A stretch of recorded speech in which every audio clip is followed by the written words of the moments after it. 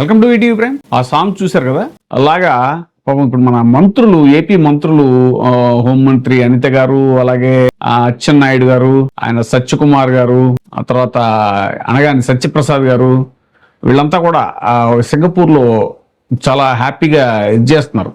Board ఖర్చు అవుతుంది కదా, టూర్ ఖర్చులు అవన్నీ ఎవరు భరిస్తున్నారు అని అంటే ప్రభుత్వం భరిస్తే తప్పదు మరి, ఎందుకంటే వాళ్ళు వెళ్తుంది ప్రజల కోసం. సో అక్కడ చాలా స్టడీ చేస్తున్నారంట, అసలు విపరీతంగా నేర్చేసుకుంటున్నారంట. ఈ పోలీసింగ్ ఎలా చేయాలి, అసలు చట్టాలు ఇవన్నీ కూడా ఎలా అమలు చేయాలి, ఇవన్నీ కూడా నేర్చుకుంటున్నారంట. ఎందుకంటే మరి కొత్తగా వచ్చిన పార్టీ కదా తెలుగుదేశం పార్టీ, మరి ఫస్ట్ టైం అధికారంలోకి వచ్చింది. ఇప్పుడు 2019లో వైసీపీ ఫస్ట్ టైం అధికారంలోకి వచ్చినట్టు, ఇప్పుడే 2024లో ఫస్ట్ టైం అధికారంలోకి వచ్చినట్టు తెలుగుదేశం పార్టీ ఇప్పుడు కొత్తగా చట్టాలు, ఈ శాంతి భద్రతలు ఎలా కాపాడాలి, ఇవన్నీ కూడా సింగపూర్ గవర్నమెంట్ నుంచి వాళ్ళు నేర్చుకుంటున్నారట. వాళ్ళు కూడా చాలా శ్రద్ధగా నేర్పిస్తున్నారంట మరి మన మంత్రులకి. ఇవన్నీ మరి మనం ఒప్పుకోవాలి. ఎందుకనంటే మరి అవుతాయి, డబ్బులు అవుతాయి అని అంటే ప్రజాధనం వృధా ఇవన్నీ అంటారు, కానీ మరి అవుతాయి, అవ్వకుండా ఎలాగా ఇవన్నీ నేర్చుకోవడం ఇవన్నీ ఎలాగా. మరి ఇక్కడ పరిస్థితి, ఏపీలో పరిస్థితి ఎలా ఉంటే ఖర్చు పెట్టేస్తున్నారు. ఈ సింగపూర్ టూర్లు, ఆ టూర్లు, ఈ టూర్లు, అప్పుడప్పుడు దావోస్ వెళ్తా ఉంటారు, పెట్టుబడులు అంటారు. సరే అవి ఏం వచ్చాయి ఏంటి అనేటువంటిది తర్వాత విషయం, కానీ ఖర్చు బోర్డు ప్రజాధనం అయిపోతుంది కదా అని అంటారు. మరి ఇది ఉద్యోగస్తులకు మరి ఇప్పుడు చాలా పెన్షన్లు అవి బకాయిలు ఉన్నాయి, డిఏలు బకాయిలు ఉన్నాయి, పిఆర్సీ ఇవ్వలేదు అంటున్నారు వాళ్ళు. ఇంకా చాలా గ్రాట్యుటీలని అవని ఇవని, ఇంకా ఆశా వర్కర్లు, అంగన్వాడీ వర్కర్లు వీళ్ళంతా స్ట్రైకులు చేస్తున్నారు, వాళ్ళకి ఇవ్వడానికి లేవంటున్నారు. సరే సూపర్ 6లో అయితే కొన్నిటికి చాలా ఇంకా మొదలే కాలేదు పథకాలు, అవి ఆడబిడ్డ నిధి అవి ఇవి చాలా ఇంకా పథకాలు మొదలు కాలేదు. వాటికి డబ్బులు తేవాలంటే ఎక్కడి నుంచి తేవాలి, మేము రాష్ట్రాన్ని అమ్మాలి అది ఇది అని చెప్పేసి అప్పుడప్పుడు అచ్చెన్నాయుడు గారు ఉంటూ ఉంటారు. మరి ఇలాంటివన్నీ ఉన్నా కూడా మరి సింగపూర్ టూర్లు అవి చేస్తున్నారు కదా అని మీరు అనొచ్చు, కానీ చెయ్యాలి, తప్పదు. ఎందుకంటే అవి ప్రజల కోసం, వాళ్ళు మరి ప్రజల కోసం చట్టాలు, బలమైన చట్టాలు ఇప్పుడు కొత్తగా స్టడీ చేసి సింగపూర్లు తీసుకురావాలి కాబట్టి అవన్నీ మనం యాక్సెప్ట్ చేయాలి. మరి ఇలా ఉంటే పరిస్థితి ఏపీలో, తెలంగాణలో మరి కొంచెం భిన్నంగా ఉంది. రేవంత్ రెడ్డి గారు ఏంటో ఉద్యోగుల కోసం, ఉద్యోగుల పెన్షన్లు అవి ఇవి, పెన్షనర్ల యొక్క బకాయిలు అవన్నీ తీర్చాలి అని అంటే, వాళ్ళకి సక్రమంగా పెన్షన్లు అవి ఇవ్వాలి అని అంటే మంత్రుల జీతాల్లో 50% కోత విధిస్తాను అంటూ ఆయన కొత్తగా ఒక ఇది తెర మీద తీసుకొచ్చారు.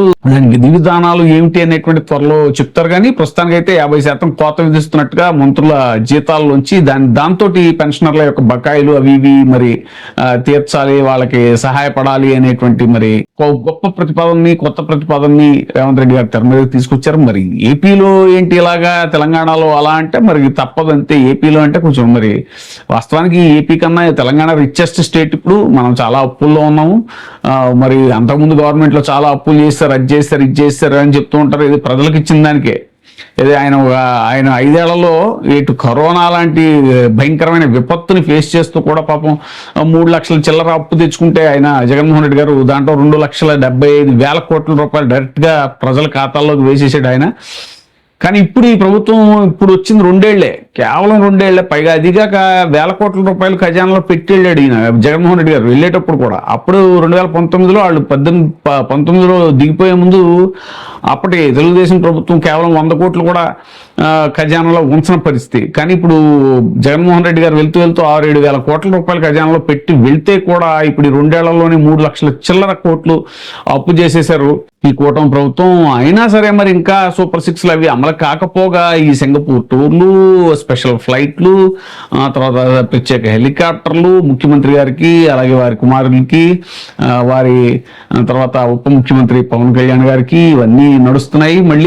మళ్ళీ దావోస్ పర్యటన అంటారు ఇప్పుడు నెక్స్ట్ ఇయర్ ఇప్పుడు. సో ఇలాగా మరి ఇంత ఇబ్బడిముబ్బడిగా ఖర్చు పెట్టడానికి డబ్బులు ఎలా వస్తున్నాయి, కానీ పెన్షనర్లకు ఇవ్వడానికి ఉండదు, ఉద్యోగస్తుల డిఏ బకాయిలు అవి ఇవ్వడానికి ఉండదు, తర్వాత ఇంకా పెన్షన్ ఇది గ్రాట్యుటీలని, ఇది ఐఆర్ ఇంటర్న్ రిలీఫ్ అంటారు వాళ్ళు, అవి ఇవి.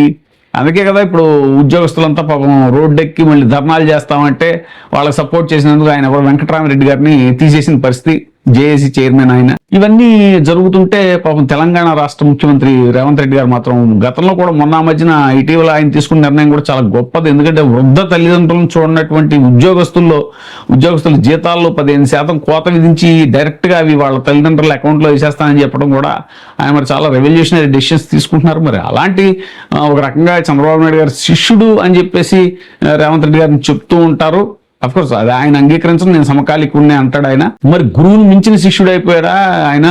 ఎలాగా మరి గురువు గారు ఎందుకు వెనకబడ్డారు? ఇది ఖర్చులు తగ్గించడంలో కానీ, ఇలాగ ఉద్యోగస్తులకి వాళ్ళకి సక్రమంగా పెన్షన్లు అవి ఇవ్వడంలో కానీ, పెన్షనర్స్ కి సకాలంలో ఆ బకాయిలు అవన్నీ తీర్చడంలో కానీ ఎందుకు వెనకబడ్డారు అనేటువంటి చర్చ జరుగుతోంది. ఏదైనా సరే కమల్ హాసన్ సినిమాలో ఆ సినిమాలో సింగపూర్ లో పాటలు పాడుకున్నట్టు చక్కగా మన మంత్రులు అయితే పాపం సింగపూర్ లో అన్ని స్టడీ చేసి వస్తున్నారట. అటు శాంతి భద్రతల గురించి అనిత గారు స్టడీ చేస్తున్నారు, ఇంకా రకరకాల విషయాల మీద మిగతా మంత్రులంతా కూడా స్టడీ చేస్తున్నారు. మరి స్టడీ చేయటం వరకైనా దాన్ని ఏమైనా ఇంప్లిమెంట్ చేస్తారా ఏంటా అనేటువంటిది ఇప్పుడు వాళ్ళు వస్తే కానీ ఏదైనా కొత్త కొత్త చట్టాలు ఏమైనా తెస్తారేమో. మరి పాపం జగన్మోహన్ రెడ్డి గారు పక్క శాంతి భద్రతలు ఏది ఎలా ఉన్నాయో, మహిళల మీద అత్యాచారాలు అవి మనం చూస్తూనే ఉన్నాము. తాజాగా ఒక దళిత మైనర్ బాలిక మీద కూడా జరిగినటువంటి అత్యాచారం మీద వాళ్ళు పోక్సో కేసు పెడితే దానికి సపోర్ట్ చేస్తున్నారని చెప్పేసి తెలుగుదేశం నాయకులు ఎవరైతే ఉన్నారో వాళ్ళకి సపోర్ట్ చేస్తూ బాధితురాలిని ఇది చేస్తున్నాడని చెప్పేసి ఆయన డిఎస్పీ మీద కూడా హైకోర్టు చాలా గట్టిగా మందలించినటువంటి పరిస్థితి. ఇలాంటివన్నీ ఉండగా మరి ఇప్పుడు గతంలో జగన్మోహన్ రెడ్డి గారు మరి దిశ యాప్ తీసుకొచ్చి చాలా కట్టుదిట్టంగా అవన్నీ చేస్తే కూడా మరి అవన్నీ ఆనలేదు. వీళ్ళకి జగన్మోహన్ రెడ్డి గారు చేసింది ఏది కూడా ఆనదు. కాబట్టి ఇప్పుడు మరి అనిత గారు సింగపూర్ నుంచి వచ్చిన తర్వాత టకటక కొత్త చట్టాలు ఏమైనా తీసుకొస్తారా ఏంటో, శాంతి భద్రతలు ఏమైనా మరి గాడిలో పెట్టేస్తారా, క్రమశిక్షణలో పెట్టేస్తారా ఏంటి అనేటువంటిది వేచి చూడాలి.